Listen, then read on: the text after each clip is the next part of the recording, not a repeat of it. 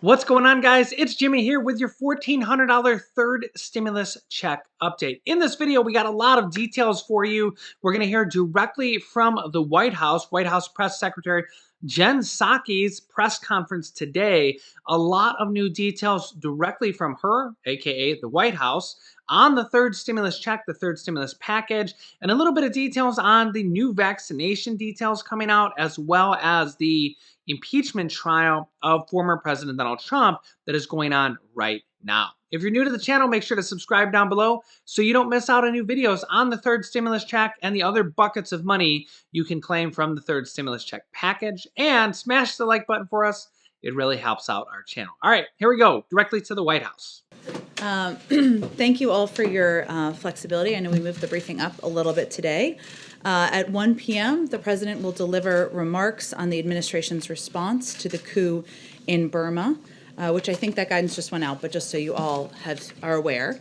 A couple of other updates for all of you. The president, the vice president, and the secretary of Treasury had a productive and substantive conversation yesterday with the business leaders about the need to urgently pass the American Rescue Plan. The group discussed the importance of getting direct assistance to families who are suffering, and there was consensus that getting immediate help to the American people is paramount. The president also raised his priority to increase wages and ensure no one who makes minimum wage is living below the poverty line.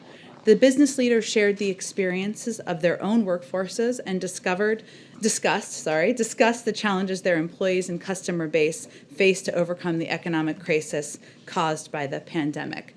The group agreed to work together moving forward to help grow the economy, particularly around infrastructure investment, and help make life better for working families across the country. Another scheduling update for all of you. This Friday, President Biden will continue his engagement around the American Rescue Plan by meeting with a bipartisan group of mayors and governors here at the White House to discuss the vital need to get more support to their communities and to those on the front lines of this fight. He has proposed $350 billion in support for state and local government. That means keeping cops, firefighters, public health workers, teachers, and other public servants on the job in the fight against the virus. By the way, that also means, say hi, Lily. Say hi. She's like, what is going on here? That also means money for you guys through mortgage and rental assistance, and also the wow, look at all this cat hair. And also the state and local stimulus checks that we've seen them in California, we've seen them in Florida. Orange County did 3 different rounds of $1,000 stimulus checks. We had, I believe, a $335 check from North Carolina. We had several different checks across the United States. That was the bucket of money that went to states and cities. So when states and cities get another $350 billion with a B, some of that money will come back to you guys in the form of stimulus checks on the state and local city level, as well as possible unemployment boosts on the state level, as well as mortgage and rental assistance on the state level. Also, remember the second round of mortgage and rental assistance is going out now. There will be a third round in the third stimulus check package, and then a fourth round through that money from states and cities. And each subsequent round, or each new round coming out, will also expand the eligibility, as states will try to expand it to new people who haven't got it, as well as some money going to the old people for a new round of money. So keep that in mind in case you didn't get the mortgage and rental assistance that's going out now. If you didn't qualify, you might qualify for one of the ones in the future, as they have 2 more rounds of money at least coming out on the mortgage and rental assistance. Local government, that means keeping cops, firefighters, public health workers, teachers, and other public servants on the job in the fight against the virus. And that means getting help to cities, counties, and states to get vaccines and arms faster, something many governors and mayors have spoken about. Mayors in particular are on the front lines of this, and we've seen widespread bipartisan support from them. We're hoping to even bring some of them to the briefing room here to talk with all of you on Friday. Just a couple of other updates. Today, our COVID response team gave an update on its progress and sweeping action in addressing the health crisis facing our nation. They announced the launch of 5 new community vaccination centers across Texas and New York State. In Texas, states in Arlington, Dallas, and Houston will collectively be able to administer more than 10,000 shots a day in some of the hardest hit areas in the state. Teams from the federal government are being deployed immediately to help get those sites running and are expected to start the week of February 22nd, so before the end of the month. And let me just say, I feel like even though President Biden administration has increased the frequency of the vaccinations, I feel like it's still very slow and or hard. For example, my mom wants to get a vaccination, and she can't even find a place around here that will get her in and has availability. And that's a big problem, at least here where I am in Ohio, that even people that are ages 75 and up basically can't even find a place to give them a shot that has availability or anything like that, let alone for people below 75, 40s, 50s, 60s. It feels like it's going to be an eternity until the people that even want shots are able to get them. But let me know your thoughts. How is it in your area? Is it better? Are you able to get shots, or does it seem like it's like, yeah, one day maybe you'll be able to get a shot, but until then, good luck. Running and are expected to start the week of February 22nd, so before the end of the month. In New York, sites in Brooklyn and Queens will open the same week and will together have a capacity for 6,000 shots a day. This follows 2 sites announced last week and other ongoing efforts to accelerate equitable vaccination efforts, including by increasing weekly state vaccine supply by 25% since entering office, deploying federal personnel to support vaccination efforts nationwide, and over $3.15 billion in funding to states, tribes, and territories. Second, our team also announced members of its Health Equity Task Force. This is something many of you have been asking about since the president took office. The president's 12 members will bring noteworthy backgrounds and expertise to represent a range of racial and ethnic groups and other key constituencies, including children and youth, educators and students, healthcare providers, immigrants, individuals with disabilities, LGBTQ individuals, public health experts, rural communities, state, local, territorial, tribal governments, and labor unions. This board is charged with issuing a range of recommendations to help inform the COVID-19 response and recovery, including equitable allocation of resources, and of course it will be chaired by Dr. Marcela Nunez-Smith. Finally, someone in here, I think it was your colleague from the AP, asked couple days ago, I should say, about the president getting COVID tested, and I just wanted to provide an update that the president's last COVID test was last Thursday. It was negative. We will venture to ensure we are providing that information to you as it comes out moving forward, or he is tested. But just so everybody has a full assessment of why, or the timeline. 95%, there's 95% protection from the vaccine, but it's not 100% protection. So the president's doctor believes it is reasonable and prudent to randomly test the president every 2 weeks as surveillance, and we'll keep you all updated. But that's kind of while there isn't CDC guidelines, that's his recommendation. That is it. Let's go to you. Go ahead. Well, thank you, Jen, for the follow-up there. On 2 topics, first being impeachment. The president has said consistently that he will not be watching the trial. He said so again yesterday. But yesterday, the House impeachment managers unveiled videos of the Capitol riot that clearly was very moving to a lot of people. It resonated to a lot of people, including those in that chamber.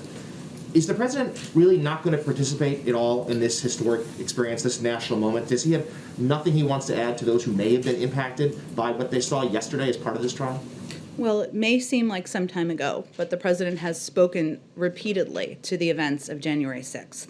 On January 6th, he called the insurrection at the Capitol an unprecedented assault on our democracy, bordering on sedition. He said it was unlike anything we've seen in modern times. Again, when the House voted on January 13th, following that vote, he called the events of January 6th an armed insurrection against the United States of America that was carried out by political extremists and domestic terrorists who were incited to this violence by President Trump. He has certainly not been silent, and he won't be silent on, of course, his concerns about hate rhetoric and speech and the impact that has in society. And he hasn't been silent on the actions of the former president. On another matter, the CDC today announced that they find that they have a study that showed that 2 masks are significantly better than 1 in slowing the spread of coronavirus. Will the White House champion the position that Americans should be wearing 2 masks, and is that a behavior that will be modeled perhaps by White House staff?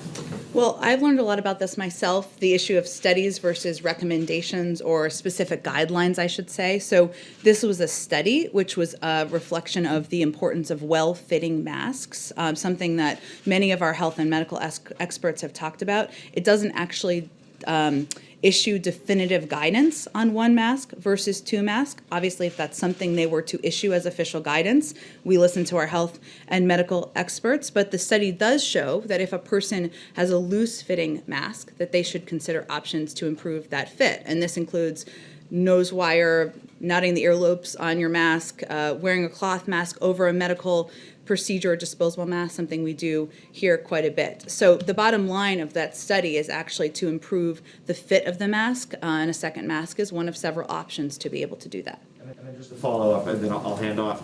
In terms of, is there a plan underway for the White House administration to send out masks to Americans, to mail them to addresses, so Americans will have their own high-quality mask when there's often confusion as to what kind should be worn, what offers more protection?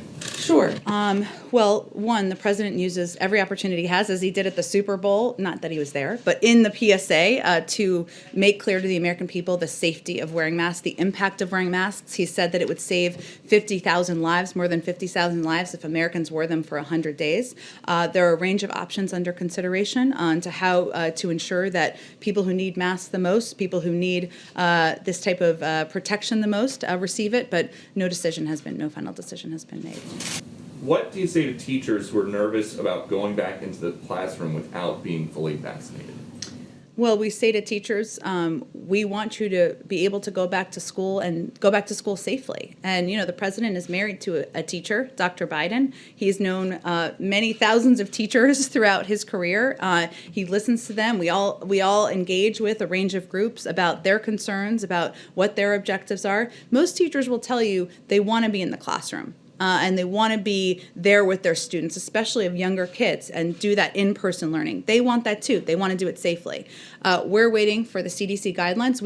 Those will be the first guidelines that will be coming from the federal level that will outline recommendations based on health and medical experts. We're waiting for those. We're hopeful that those will give a sense to school districts across the country on the steps that they can take to increase the safety in their schools. It will be up to school districts, but that's really the next step here. We want schools to open, but we want them to open safely, and we want teachers and parents to all feel that. Let me know your thoughts on that down below in the comments. Do you think schools should be open in person?